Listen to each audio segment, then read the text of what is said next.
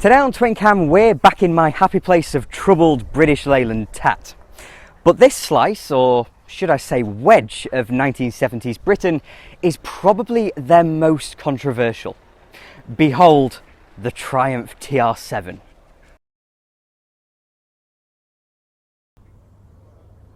The early 1970s weren't exactly rosy for British Leyland.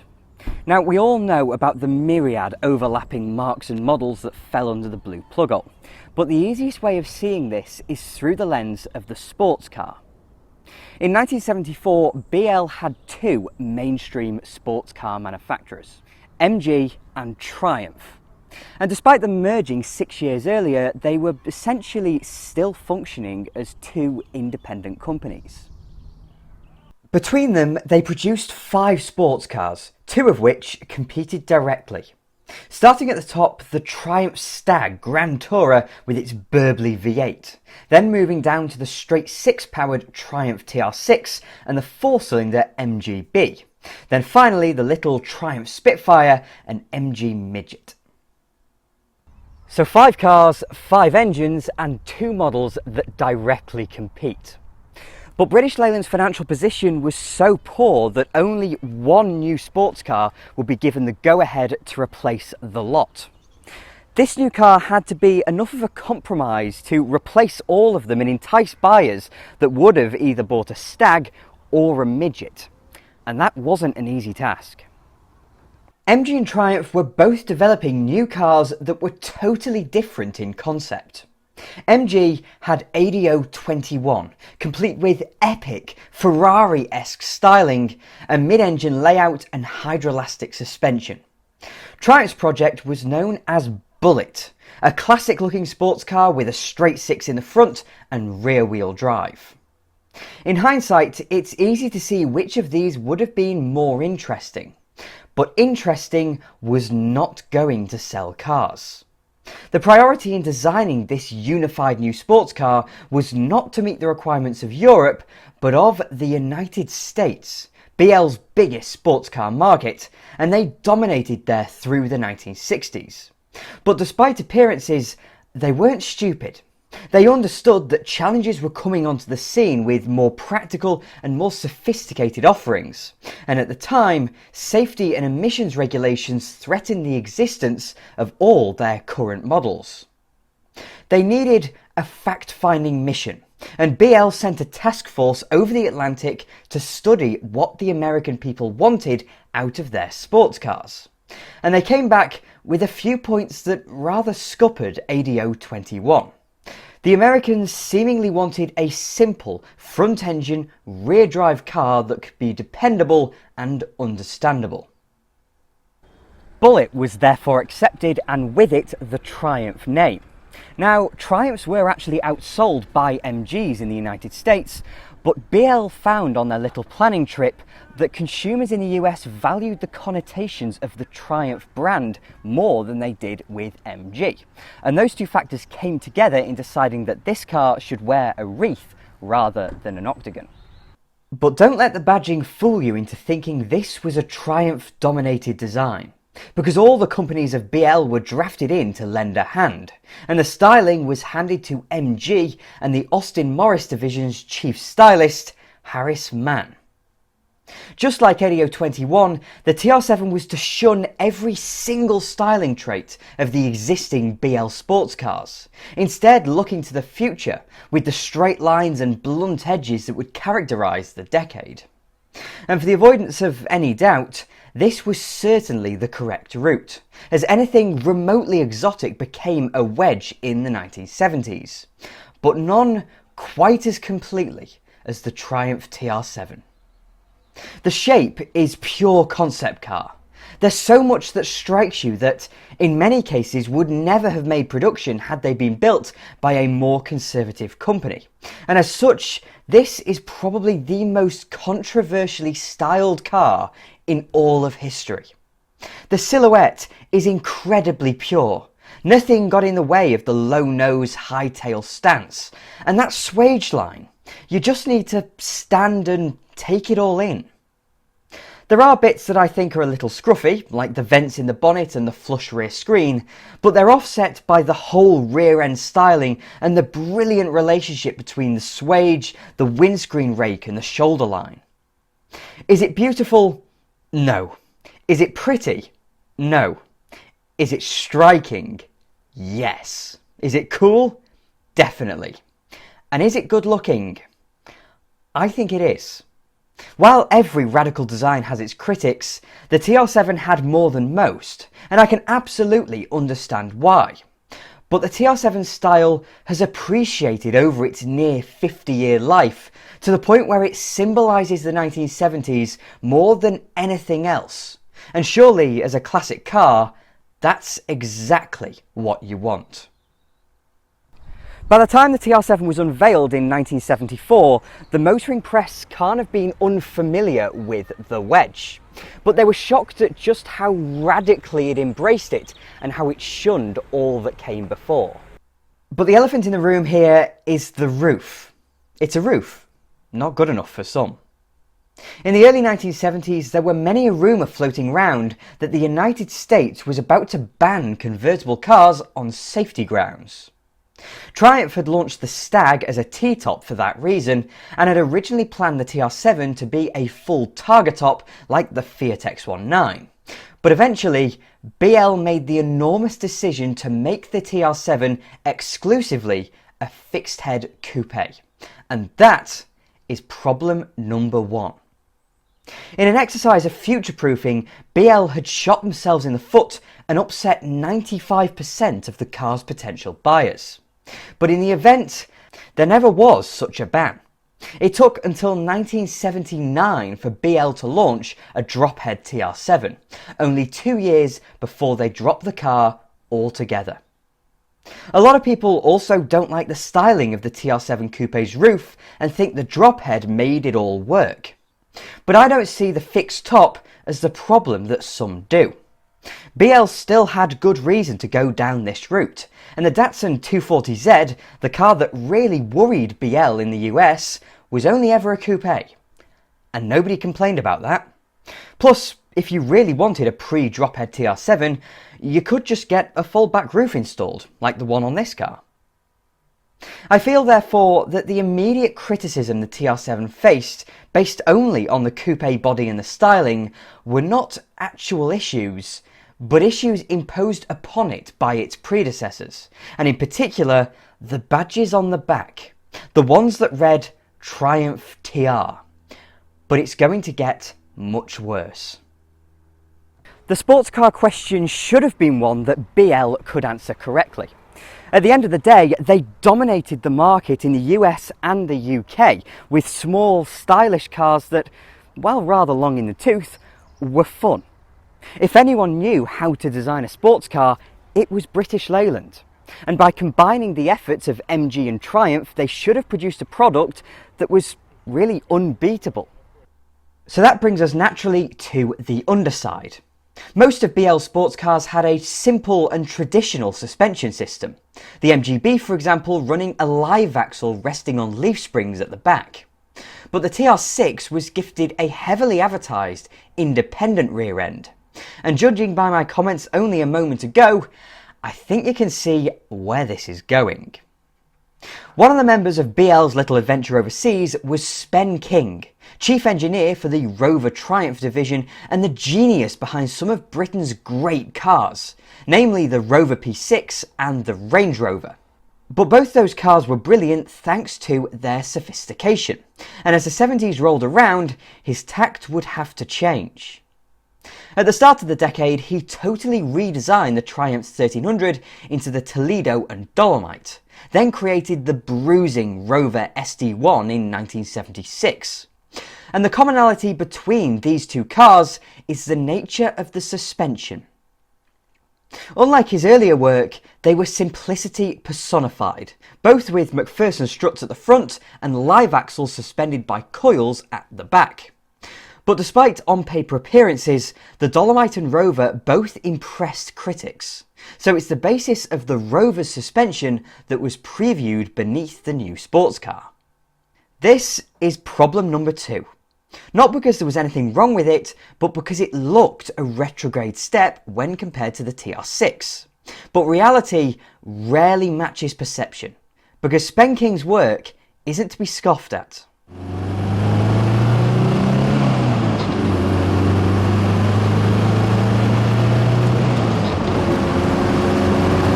The steering in this car is very heavy. It's very heavy actually. So much heavier than I ever have expected it to be. Especially when they're trying to design the car to be driven by everyone. And not everybody wants a car with really heavy steering, but this really does. At parking speeds and when you're trying to pull out of junctions and stuff, you need to crank on the lock before you stop. It is quite a heavy car to drive. But it does feel very, very planted on the road. It feels like a very solid, well-designed car. And it feels grown up. It feels really grown up as a car. And the steering, I think, is actually, considering how heavy it is very well geared for the TR7. It feels right for a sports car, you know. You don't have to do much arm twirling at all to get it round a corner. You know, this is a 100-degree corner, and a quarter of a turn is all I'm having to give it, really. So that's a bit why the steering is so heavy, because it's geared very, very quickly. It's got a very, very quick steering rack on it.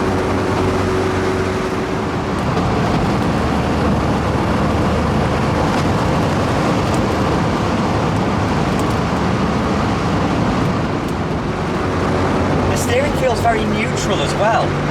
I've not had an ounce in this car today of it doing anything that I don't want it to do. It's just very secure and confidence inspiring as well. Very confidence inspiring. Confidence inspiring it may be, but I don't seem to be getting very much feedback through the steering. But it all feels very damped out. I've clearly got a very competent chassis beneath me.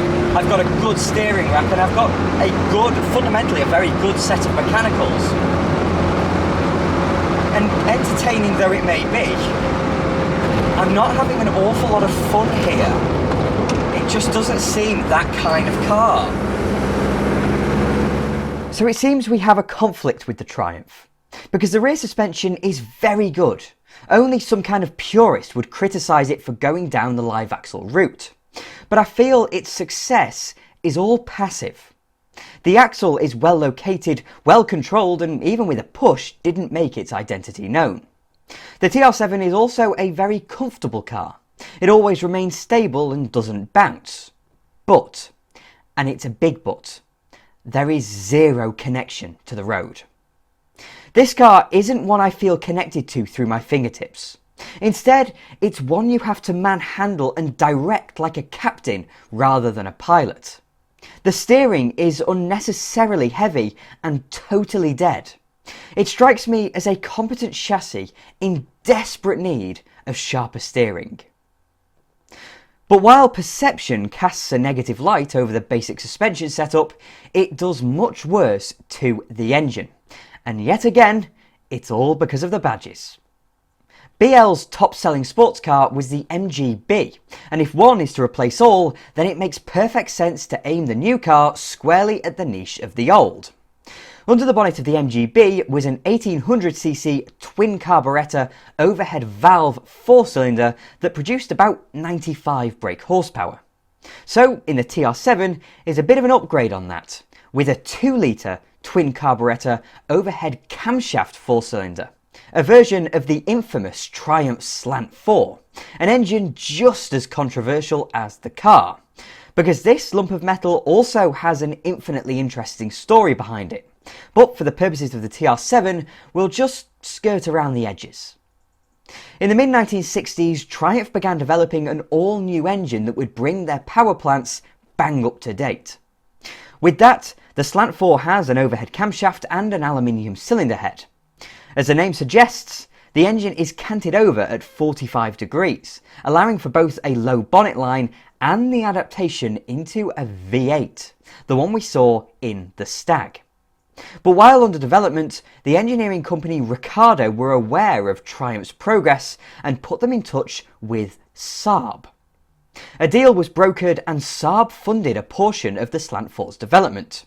As a result, the first car the new engine would find a home in was the Saab 99 of 1968. It would take Triumph until 1972 and the Dolomite to see it in one of their own, and the TR7 became the second and final Triumph to house the Slant a few years later. That short list of names is partly thanks to the reputation for overheating that this engine gained, and once boiled over, they tended to warp the alloy cylinder head. BL wouldn't fix it, and the public's perception quickly went the same way it had for the whole company. But the Slant-Four lived on for a lot longer than you might expect. Barring the overheating, this was a good engine, and thanks to that deal Triumph brokered with Saab, the Swedes gained the rights to build and develop the engine themselves. At British Leyland, we may have seen the Slant-Four power the awesome 16-valve Dolomite Sprint, but Saab kept working on it, using it as the basis for their B and H engines that ran through to 2009, powering all kinds of cool Saabs, including everybody's favourite, the 900 Turbo.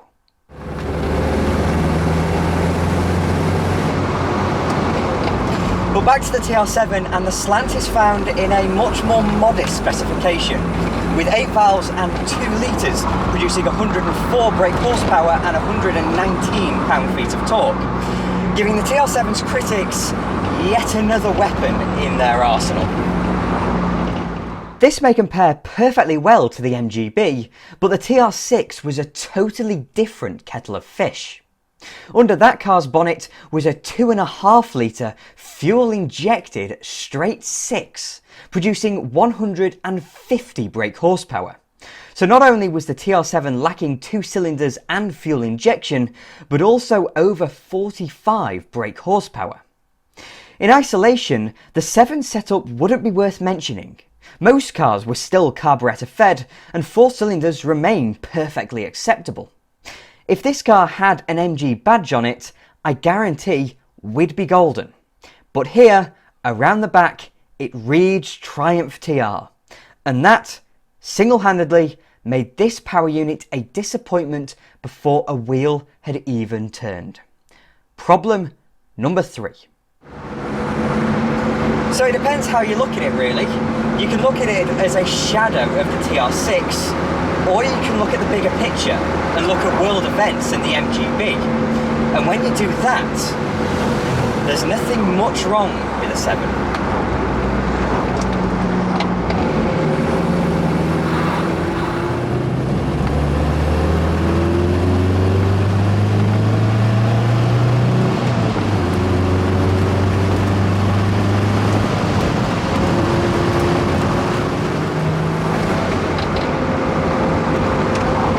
Impression this engine gives you, and the car itself, is one of heft. It feels chunky, it feels big.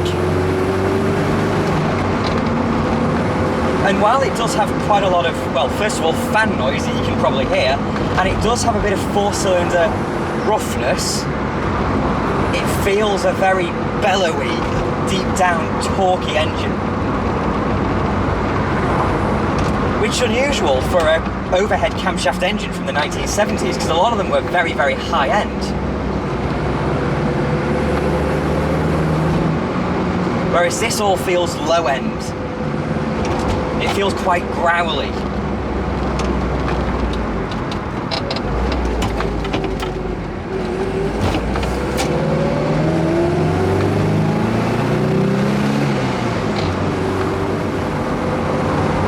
Always that underlying 4-cylinder roughness.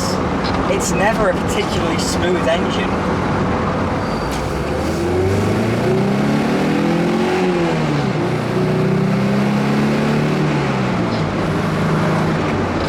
Yeah, it's a low-end engine. It runs out of puff at the top completely. The red line's about 6,500 revs, and yet it feels happiest at 3,000. It really doesn't enjoy revving, this engine. But that's okay, but you know, it's got that torquey character to it. But I quite enjoy it, it really does get a shift on.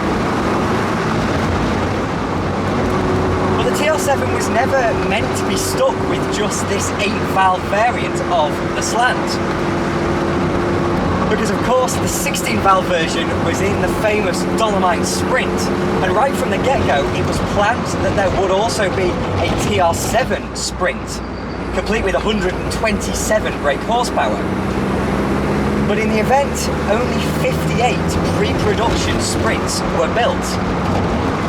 Because BL quickly realised that it was going to trample on the heels of another, faster TR7.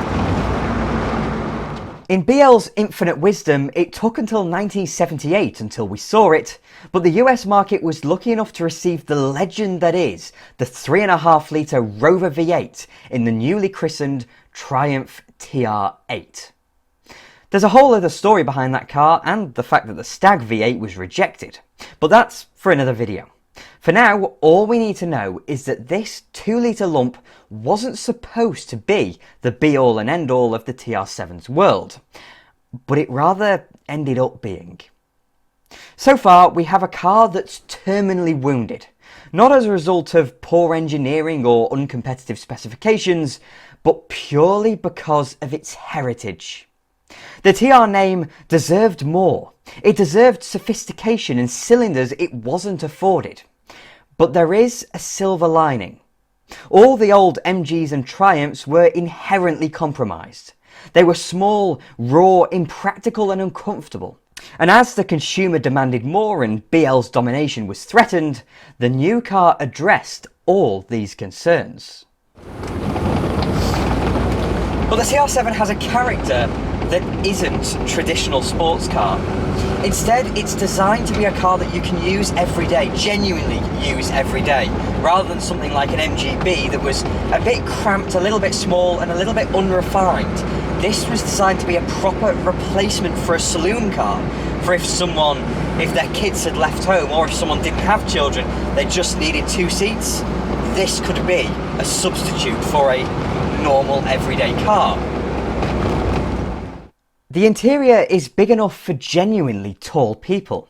There are storage areas everywhere. There's elbow room around you.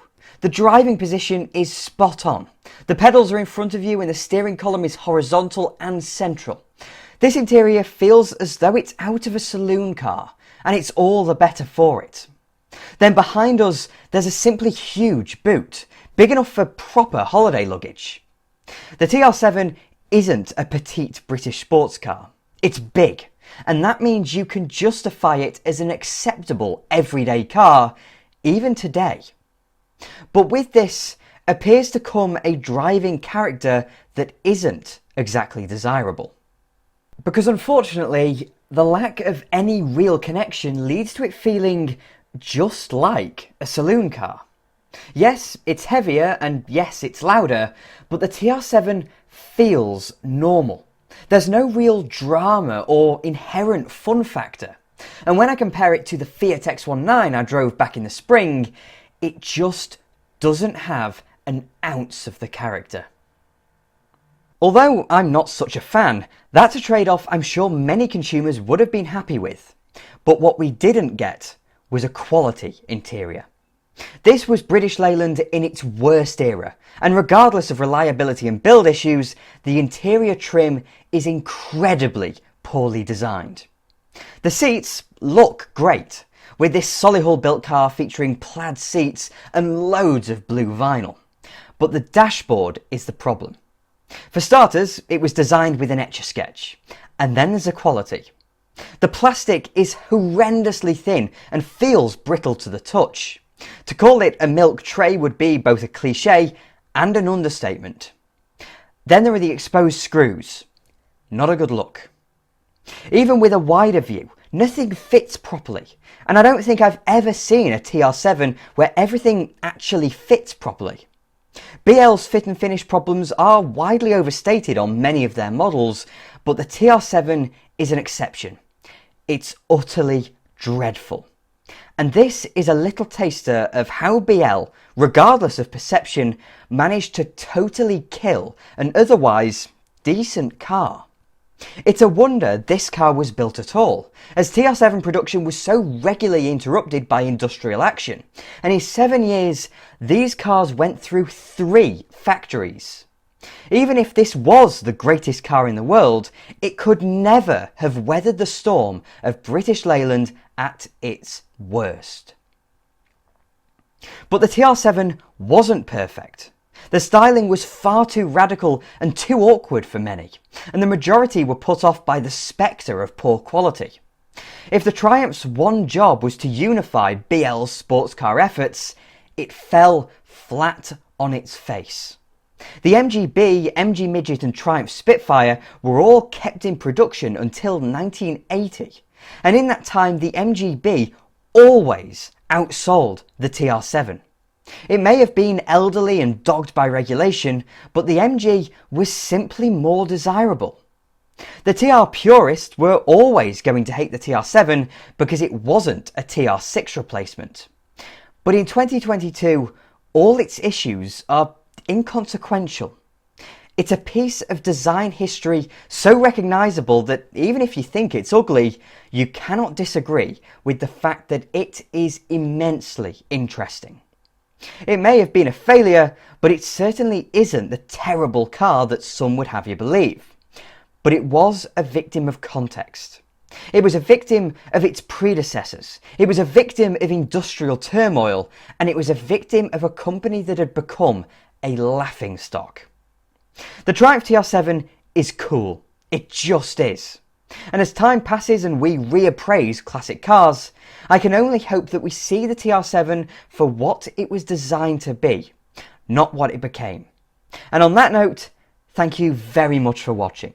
If you enjoyed the video, then please do click like and subscribe to TwinCam. I'm forever indebted to my wonderful Patreon supporters, so if you'd like to support me that way, then please do follow the link in the description. And I'll have more videos coming along soon.